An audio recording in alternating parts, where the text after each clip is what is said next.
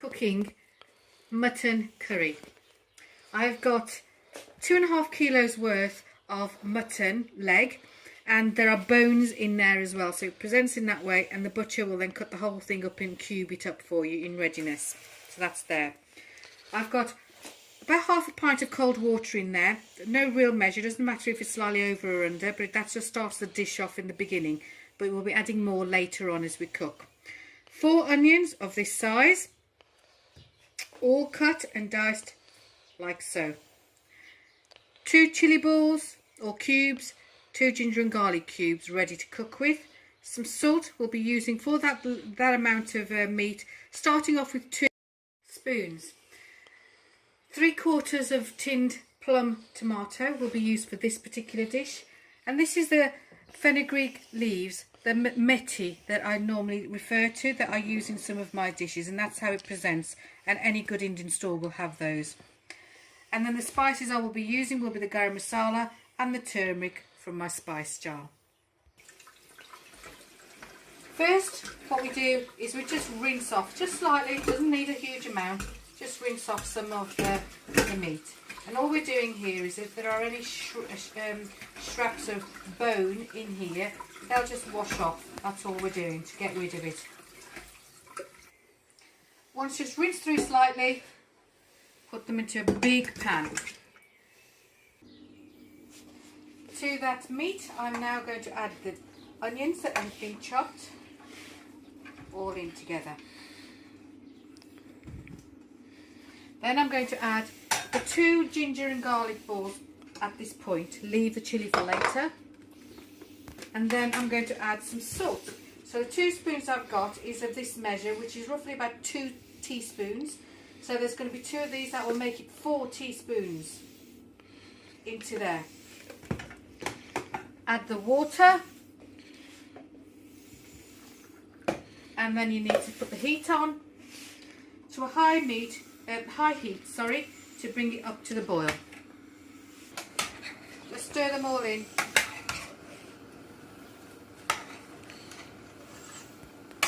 And then cover. I'm going to let that boil through for about 10 minutes, and then I will be turning the heat down to a medium. So this curry, the meat curry has been allowed to sort of cook through for about 10-15 minutes, and this is how it's looking. Give it a stir.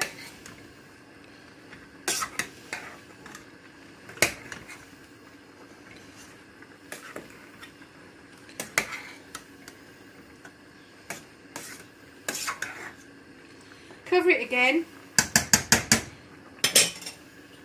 Turn the heat down to medium, and then allow it to cook. Giving it a stir, maybe to cook for another 10-15 minutes. Give it a bit of a stir. That's okay.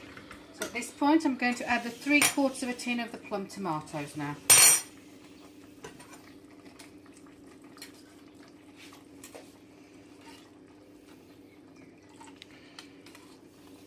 And that's it. Just mush that up a touch. You see the water that's come out of there? That's fine. There is no oil in this, no butter in this. It cooks in its own juices. Okay, now I've got to how long. And this is going to be allowed to cook until it softens slightly, until the meat's starting to cook through, for probably half an hour, stirring it every 10 minutes just to check it through. You may need to increase the heat slightly so it has a little bit of a simmering going on.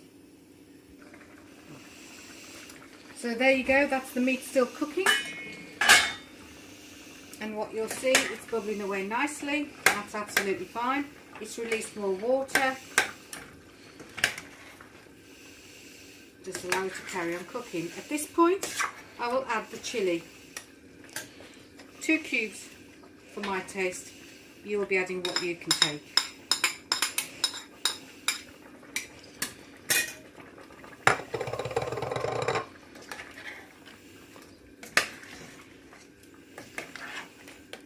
To this, at this point, I'm also going to be adding the meti So 2 tablespoons here, or dessert spoons, sorry, 1.5 dessert spoons will go into there. Give it a stir, leave it to cook again. I want the meat to be almost falling off the bone, so to speak, and soft before we do anything more with that now. So every 10-15 minutes, just keep checking for that. The meat dish has been cooking for about 45 minutes so far, and I've been stirring every 10 minutes in between it during that time. Just going to test the meat a little bit. I don't think it's done, but we'll just test it. Not quite there, needs a little bit longer. So I'm going to let it go, carry on cooking for probably another half an hour at this point before I add anything else. So lid back on. There we go. So the meat has had another half an hour. Give it a quick stir. And I'm going to just check it. That looks a bit better now. Feels better. You will know once you've checked it if it's breaking away a little bit, which that looks like it is. At this point now, I am going to add 2 heaps of turmeric. Give that a stir.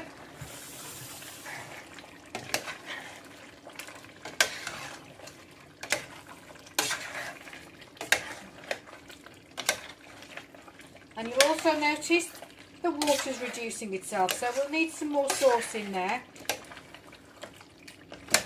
Before you add any water to this dish, you do need to make sure that the meat has cooked through as far as possible, near enough done.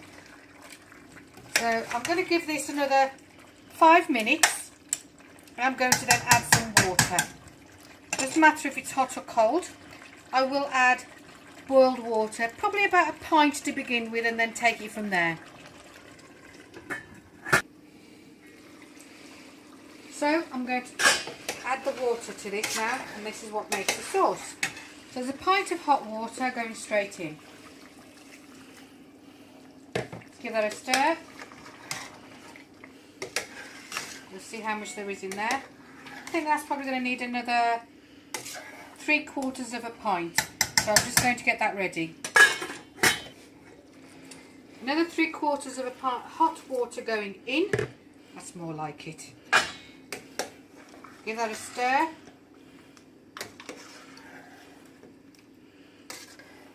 Now I'm going to allow that to cook for about another 15 minutes or so. And I'll test it again and make a judgment of how much more water we need. The meat has had 15 minutes of cooking with the water in. So at this point now, I'm going to add 1.5 heaped spoons of garam masala. Give that a stir.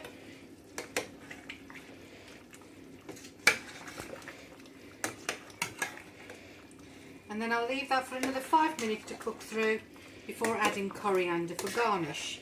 Now for the sauce, it's entirely up to individual preference.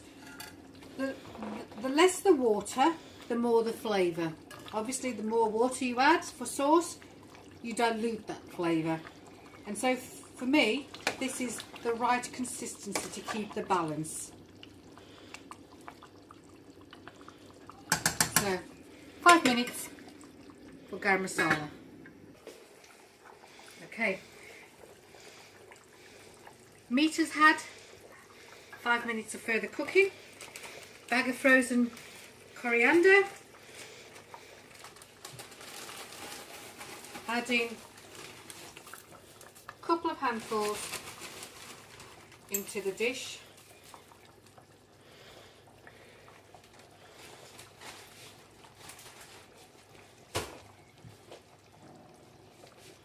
And give that a bit of a stir.